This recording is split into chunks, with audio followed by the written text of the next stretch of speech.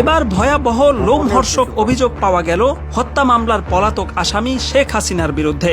তিনি নিজে জেলখানায় ঢুকে মেজর বজলুল হুদাকে জবাই করে হত্যা করেছেন। একজন ক্ষমতাসীন প্রধানমন্ত্রী কিভাবে রাতের আধারে জেলখানায় ঢুকে একজন ব্যক্তিকে জবাই করে হত্যা করতে পারে, এটি সবার কাছেই অবিশ্বাস্য ব্যাপার মনে হয়েছিল।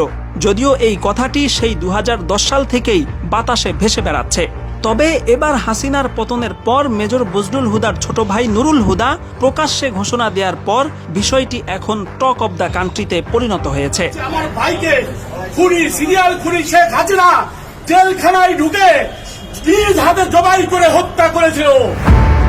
1975 সালের 15 আগস্ট যেসব সেনা কর্মকর্তা ধানমন্ডি 32 নম্বরে গিয়ে শেখ মুজিবুর রহমানকে হত্যা করেন, তাদের মধ্যে অন্যতম ছিলেন মেজর বজলুল হুদা, যিনি শেখ মুজিবুর রহমানকে সরাসরি গুলি করেছিলেন। এই অপরাধে 2010 সালের 28 জানুয়ারি মেজর বজলুল হুদা সহ কারাগারে থাকা 5 জন ব্যক্তির ফাঁসি কার্যকরের সিদ্ধান্ত নেওয়া হয়। অনলাইনে ছড়িয়ে পড়া ঘটনার একটি ধারা বর্ণনা থেকে জানা যায়, সেই রাতে ফাঁসি কার্যকরের কিছুক্ষণ আগে ঢাকা কেন্দ্রীয় কারাগার এবং আশপাশের এলাকায় বিদ্যুৎ চলে যায়। সে সময় দুটো কালো পাজেরো গাড়ি কারাগারে প্রবেশ করে, যার একটিতে ছিলেন স্বয়ং প্রধানমন্ত্রী Sheikh Hasina. RS leather BD, স্বল্প মূল্যে খাঁটি চামড়ার জুতার নিশ্চয়তা। 5 জনের মধ্যে 4 জনকে মঞ্চে নিয়ে ফাঁসিতে ঝুলানো হলেও মেজর বজলুল হুদাকে সেখানে আনাই হয়নি। তাকে ভিন্ন একটি কক্ষে আটকে রাখা হয়। তিনি যেহেতু শেখ মুজিবকে সরাসরি গুলি করেছিলেন, এই কারণে তার কাছ থেকে শেখ হাসিনা সরাসরি প্রতিশোধ নিতেই মূলত কারাগারে হাজির হয়েছিলেন। ঘটনার বিবরণী থেকে জানা যায়, গরুকে জবাইয়ের সময় যেভাবে চেপে ধরা হয়, ঠিক সেভাবে 4 জন ব্যক্তি মেজর হুদাকে চেপে ধরে। এরপর শেখ হাসিনা তার বুকে পা রেখে জল্লাদকে ছুরি চালানোর আদেশ দেন। জবাইয়ের সময় মেজর বজলুল হুদার গলা থেকে ফিনকি দিয়ে যেই রক্ত ছিটকে বেরিয়েছে, তাতে শেখ হাসিনার পরনের শাড়িও কিছুটা রক্তাক্ত হয়েছিল। হত্যার পর মেজর বজলুল হুদার লাশ দাফনের জন্য নিজ এলাকায় পাঠানো হয়।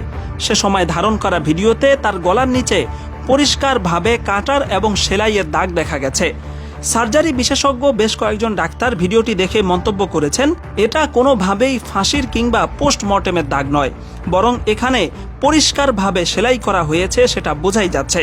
তাদের এই মূল্যায়নের সাথে জবাই সংক্রান্ত সেই বিখ্যাত লেখা এবং বজলুল হুদার ছোট ভাই নুরুল হুদার বক্তব্য মিলে যায় যে মেজর বজলুল হুদাকে ফাঁসিতে নয়, বরং জবাই করে হত্যা করা হয়েছে এবং এতে শেখ হাসিনা সরাসরি যুক্ত ছিলেন। বিশ্লেষকরা বলছেন, বিভিন্ন দিক থেকে উঠে আসা এসব দাবি ও তথ্য প্রমাণ যদি সত্য হয়, তাহলে শেখ হাসিনা ক্ষমার অযোগ্য অপরাধ করেছেন, যা আন্তর্জাতিক আইনেও ভয়াবহ পর্যায়ের মানবতা বিরোধী অপরাধ। এমতাবস্থায় বিভিন্ন মহল থেকে মেজর বজলুল হুদার মৃত্যুর বিষয়ে বিচার বিভাগীয় তদন্ত দাবি করা হচ্ছে এবং তদন্তে সেই ঘটনা সত্য প্রমাণিত হলে শেখ হাসিনাকে দেশে ফিরিয়ে সর্বোচ্চ শাস্তির মুখোমুখি করারও দাবি জানিয়েছেন সামাজিক মাধ্যমের অজস্র মানুষ।